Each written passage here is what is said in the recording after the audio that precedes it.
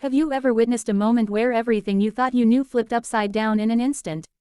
Well, stay with me until the end because this story will leave you stunned. And before we dive in, don't forget to hit that like button and subscribe to Threads of Kindness, because stories like this one prove how truth can shatter lies in the most powerful ways. The night was quiet in a small southern town when Monica Carter, a graceful black woman in her late 30s, was driving home from a late dinner with friends. She wore a simple navy dress, her hair pinned back neatly, and her calm demeanor reflected the discipline of someone who had faced far bigger challenges than traffic stops.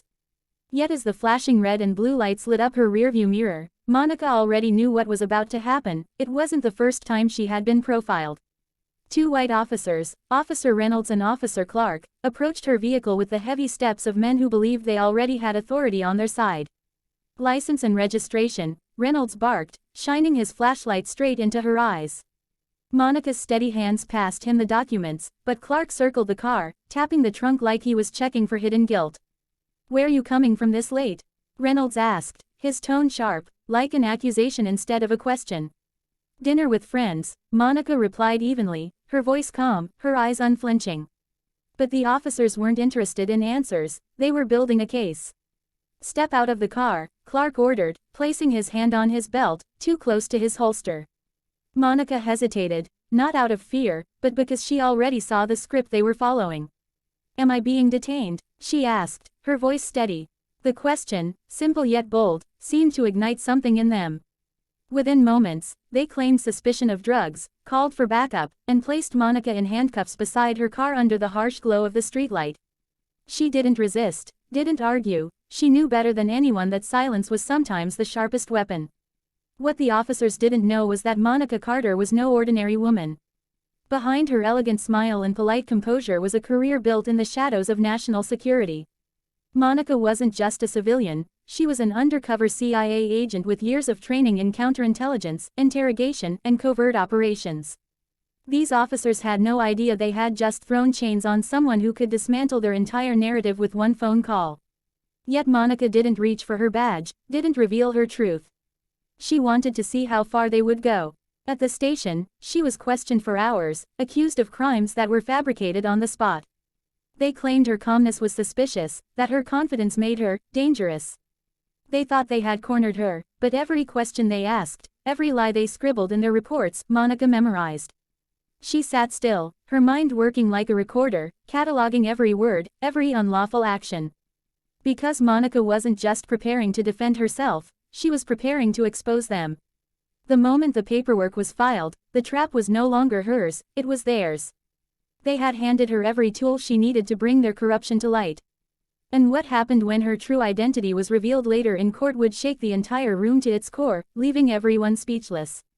This was no longer just about a wrongful arrest, it was about power, justice, and the dangerous assumptions people make when they think they're above the law. And trust me, you're not going to want to miss how this unfolds. So before we continue into the next chapter of this explosive story, make sure you hit that subscribe button to Threads of Kindness right now, because what comes next will leave your jaw on the floor. The next morning, sunlight poured through the narrow window of the holding cell where Monica sat on the cold bench, her back straight, her eyes unshaken. The officers who had dragged her in the night before strutted around the precinct, their voices carrying smug pride as if they had achieved something heroic. Reynolds bragged about how he finally caught one of them, while Clark mocked Monica's silence, claiming it was proof she was guilty. But inside that cell, Monica's mind was far from broken, she was quietly assembling every piece of the puzzle that would soon tear their lies apart. She thought about the years of training at Langley, the endless drills where agents were taught to endure pressure, stay calm under false accusations, and never let enemies see fear. She remembered her instructors saying, "Sometimes the most powerful weapon is not your gun or your badge, it's your silence until the right moment comes." That moment wasn't here yet, but Monica knew it was coming. Later that day, she was escorted into an interrogation room, a windowless square with a buzzing fluorescent light that flickered every few seconds. Reynolds sat across from her, slamming a thick file onto the metal table. Though Monica instantly recognized it as theater, the file was thin, filled with nothing more than blank forms and hastily scribbled lies. Clark leaned against the wall, arms folded, smirking like a predator waiting for weakness. "We know what you were doing last night," Reynolds said, pushing the file toward her. We got word you've been moving with the wrong crowd, dealing in substances that don't belong in this town. Monica raised an eyebrow, her expression one of amused disbelief. She could have ended it right there, flashed her CIA credentials, demanded her immediate release, but no, she let them spin their web tighter. Do you have proof? She asked calmly, her voice low, her eyes piercing. That question seemed to irritate Reynolds, who leaned closer and hissed, "We don't need proof when people like you always slip up." People like you. The words rang in the air like poison, dripping with prejudice. Monica's jaw tightened, but she didn't react. Instead, she let them dig deeper, their arrogance blinding them to the fact that every word was being recorded by the precinct cameras, footage she knew her contacts in the agency could pull when the time came. Hours passed, and finally, they grew tired of the game. "We're charging you," Clark declared, his voice filled with false triumph. Monica only nodded, her mind already 10 steps ahead. That evening, she was brought before a judge to set bail. The courtroom was small, filled with whispers of onlookers curious about the criminal who had been paraded in handcuffs. Monica walked in gracefully, her dress from last night still neatly pressed despite the ordeal, her chin lifted high, her composure unbroken. She noticed the officers grinning in the corner, convinced they had won. But when the judge asked Monica if she had legal representation, she simply said, "Yes, Your Honor. My attorney will arrive shortly." 10 minutes later, the heavy doors swung open and in walked a tall man in a crisp navy suit, Jonathan Hale, one of the CIA's top legal advisors. The shift in the room was immediate. The office's smirks faded, their laughter died. Jonathan gave Monica a small nod, the kind that said, "Hold steady, it's almost time." As he approached the bench, he whispered something to the judge, and suddenly the air thickened with tension. The judge adjusted his glasses, looked at Monica with newfound seriousness, and announced, "Bail is set at 0. Ms. Carter is free to go until further hearing." The officers protested loudly, shouting about the evidence they had, but Jonathan calmly requested that all reports, body cam footage, and station recordings be preserved for the upcoming trial. Monica walked out of that courtroom free, her head high, but she knew this was just the beginning. What had happened to her wasn't just personal, it was systemic. She was determined not just to clear her own name but to use this moment to expose the corruption festering inside those who wore a badge as a weapon.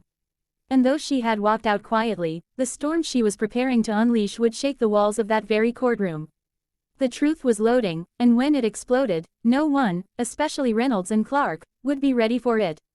The day of the trial arrived faster than anyone expected, and the small-town courthouse was packed with reporters, townspeople, and activists who had caught wind of the case. The headline in the local paper screamed about a black woman caught in drug suspicion, and the officers strutted into the courtroom as if they had already won, their uniforms ironed crisp, their eyes full of arrogance. Monica, however, walked in differently, calm, poised, and glowing with the quiet confidence of someone who knew the truth was her sharpest weapon. She wore a tailored black suit, her hair sleek, her face serene, her very presence commanding respect.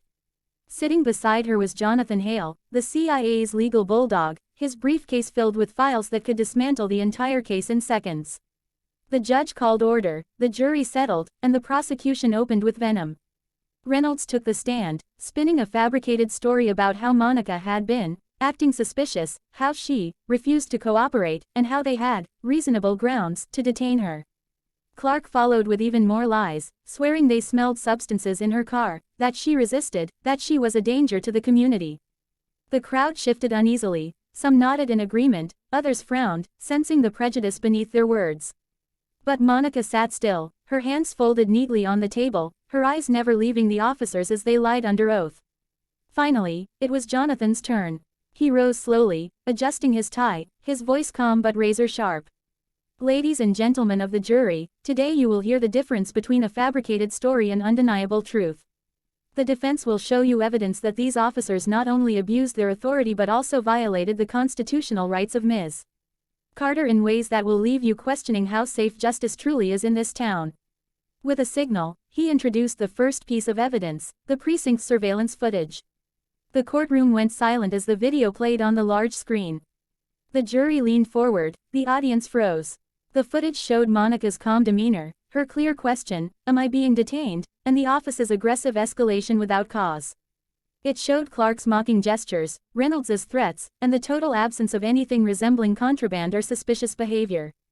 The officers shifted uncomfortably in their seats, their faces pale as their own lies began to unravel in front of everyone. But Jonathan wasn't finished. He played the body cam footage next, where Reynolds's voice was caught saying, "We don't need proof when people like her always slip up." The courtroom gasped, a ripple of outrage spreading through the crowd. The phrase, "people like her," hung in the air like a thundercloud, exposing not just bias but intent. The judge banged his gavel for silence, but the damage was done.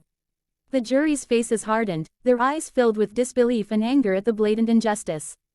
Then, Jonathan delivered the final blow. He approached Monica and asked her calmly, "Ms. Carter, could you please state your profession for the record?" For the first time, Monica spoke, her voice steady and clear. "I am a field agent with the Central Intelligence Agency." Gasps erupted across the courtroom, the officer's jaws dropped, and even the judge's pen slipped from his hand. Monica continued, "For over a decade, I have served this country in intelligence operations overseas and domestically, protecting national security. I was profiled, arrested, and accused without evidence, simply because of how I look."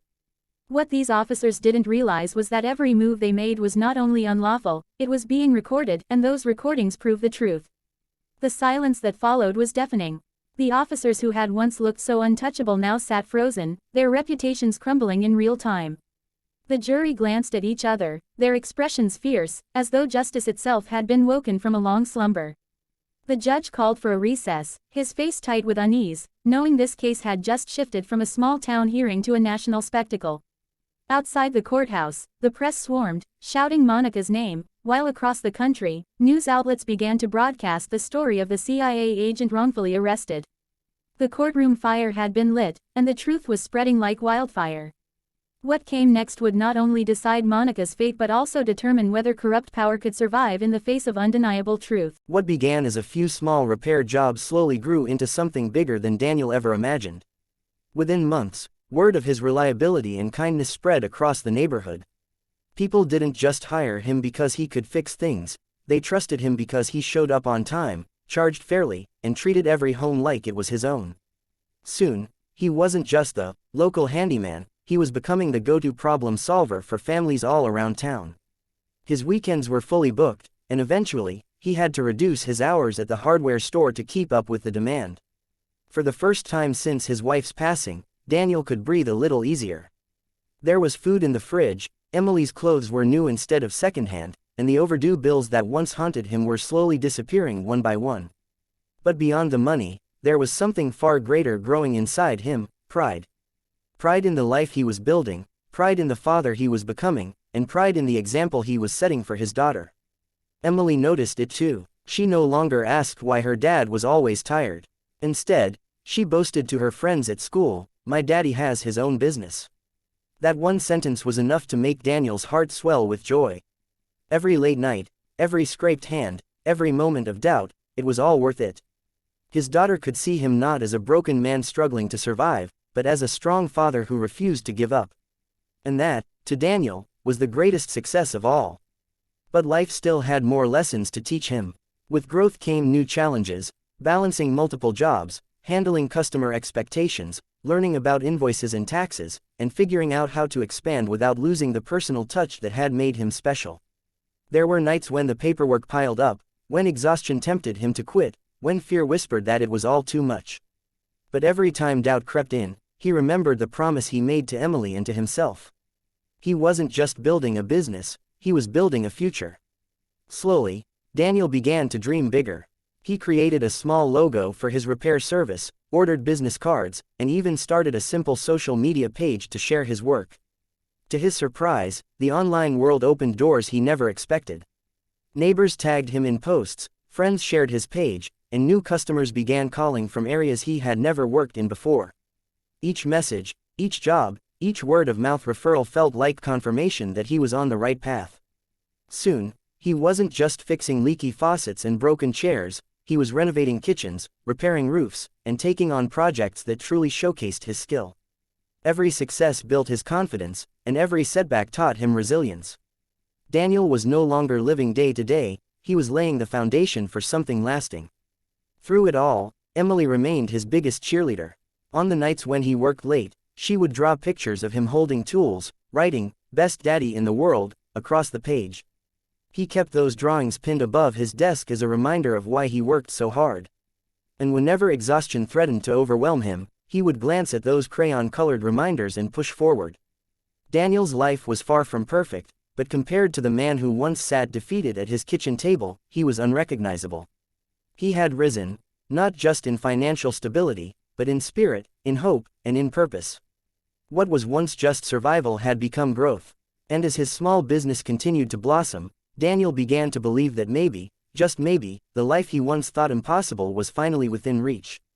This was not the end of his journey, but the beginning of a brighter chapter, one filled with possibility, hope, and the kind of success that comes not from luck, but from relentless love and determination. Years had passed since the night Daniel sat at his kitchen table drowning in unpaid bills and despair. The man who once questioned whether he could keep a roof over his daughter's head was now walking through the doors of his very own workshop, proudly displaying the sign that read, "Bright Fix Solutions, Repairs You Can Trust." The small side hustle that began with a few flyers and whispered referrals had blossomed into a thriving business. He now employed 3 workers, men who had also fallen on hard times and were grateful for the chance Daniel had given them. His calendar was filled with renovation projects, his phone rang with new opportunities, and his name had become synonymous with reliability and kindness. But more than the money, more than the growing reputation, what truly mattered was the life he had created for Emily. She was now a bright, confident young girl, her smile radiant and her laughter echoing through a home no longer shadowed by fear.